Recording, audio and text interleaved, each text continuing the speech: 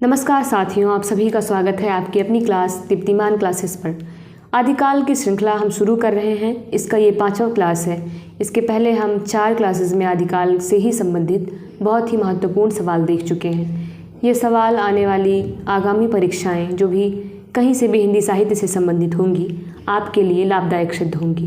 जैसे यूपी का TGT, PGT, LT grade का, बिहार शिक्षक भर्ती, झारखंड शिक्षक भर्ती या जीआईसी का या किसी भी स्टेट में असिस्टेंट प्रोफेसर की परीक्षा हो, आपके लिए उस सब में लाभदायक सिद्ध होगी। चैनल को सपोर्ट करें, लाइक करें, शेयर करें, सब्सक्राइब करके रखें और आखिर तक वीडियो में बने रहें। चलिए सवाल की तरफ चलते हैं। अपभ्रंश को प्राकृताभास किसने कहा?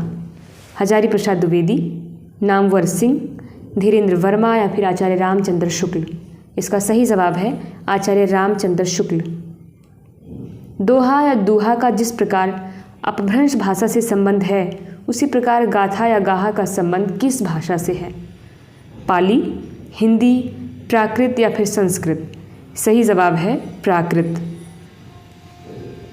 गाथा सप्तशती की रचना किस भाषा में हुई है?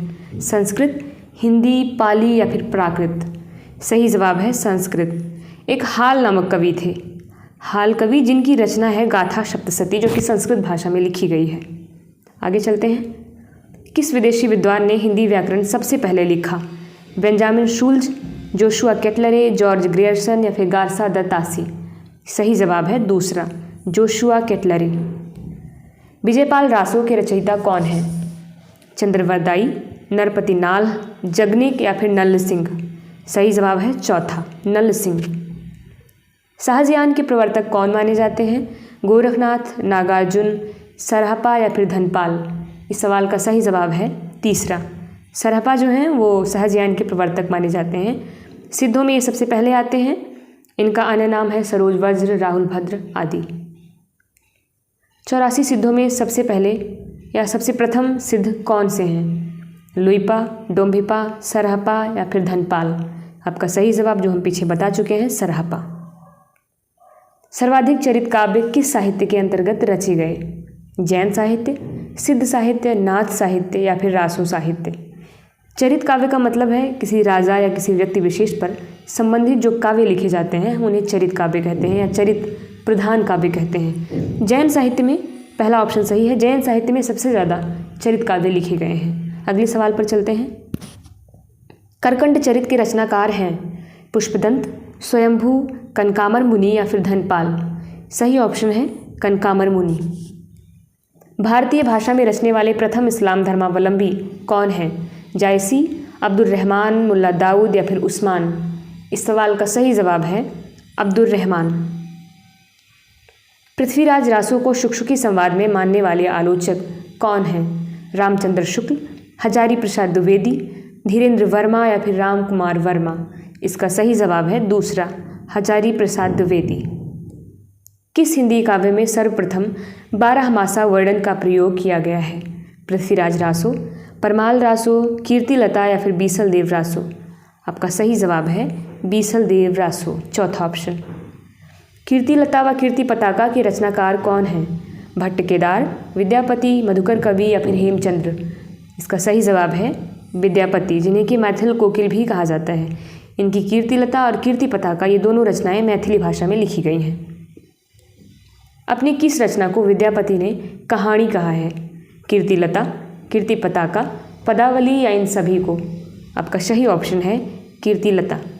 कीर्तिलता में ही एक लाइन में ये लिखते हैं, पुरुष कहानी हों कहों जसु पत्थव्य पुण्य, जिसको पढ़ते हुए ये अनुमान लगता है कि इन्होंने अपनी इस रचना को कहानी नाम दिया है। आगे चलते हैं। मैं हिंदुस्तान की तूती हूँ, अगर तुम वास्तव में मुझसे कुछ पूछना चाहते हो तो हिंदवी में पूछो। इस पंक्ति के रचनाकार कौन हैं? चरणदास, भारतेंदु, बनारसी दास जैन या फिर अमीर खुसरो? इसका सही जवाब है अमीर खुसरो। अमीर खुसरो को तूती-ए-हिंद भी कहा जाता था।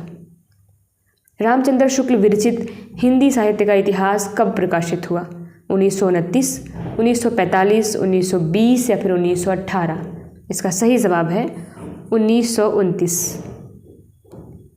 यह सिर नवे न राम खूं, नाही गिरियो टूट, आन देव नहीं परसिए, यह तन जायो छूट।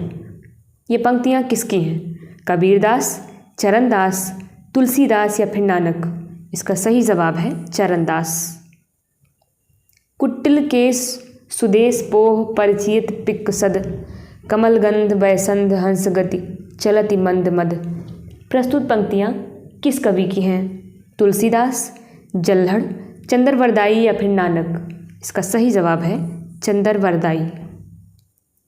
आदिकाल को अत्यधिक विरोधों और व्याघातों का युग किसने कहा?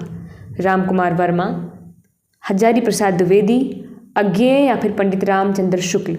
इसका सही जवाब है हजारी प्रसाद द्विवेदी। आदिकाल को अपभ्रंश काल किसने कहा?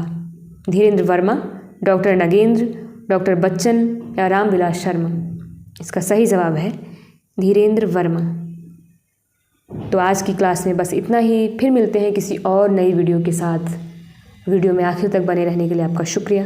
नमस्कार।